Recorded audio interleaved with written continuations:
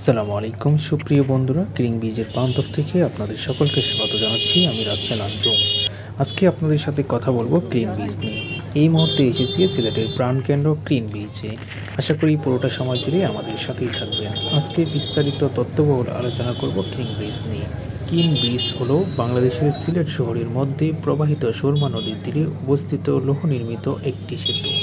এটি সিলেটের অন্যতম দর্শনীয় স্থান, ঐতিহ্যবাহী স্থান হিসাবে সবার কাছে পরিচিত। সুরমা নদীর উপর নির্মিত এই স্থাপনাটি একটি ঐতিহাসিক নিদর্শন হিসাবে বিশেষভাবে গুরুত্বপূর্ণ। এই কিং ব্রিজটি সিলেট শহরের প্রবেশদ্বার বলা হয়।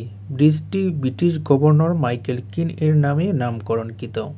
সিলেট শহরের কেন্দ্রস্থলে কিং ব্রিজটি অবস্থিত। এর একদিকে দক্ষিণ সুরমা, অপরদিকে বন্দরবাজার।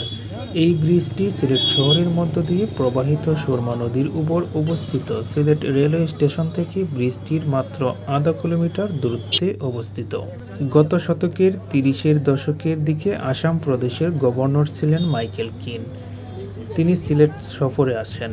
তার স্মৃতিকে অম্লান করে রাখতেই এই ব্রিজটি নির্মাণ হয় এবং ব্রিজটির নামকরণ করা হয় গভর্নর মাইকেল কিনের অনুসারে, যিনি 1932 সাল থেকে 37 সাল পর্যন্ত আসামের একজন ইংরেজ গভর্নর ছিলেন।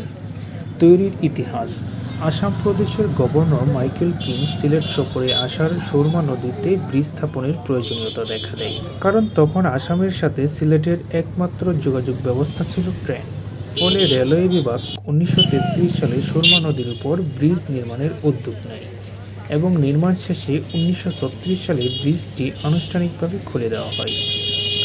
আব্দুল মজিদ কাপ্তানিয়া তৎকালীন আসাম সরকারের এক্সিকিউটিভ সদস্য রায় বাহাদুর প্রমোদ দত্ত এবং শিক্ষামন্ত্রী আব্দুল হামিদ ব্রিজটি নির্মাণের ক্ষেত্রে অশেষ অবদান রাখেন।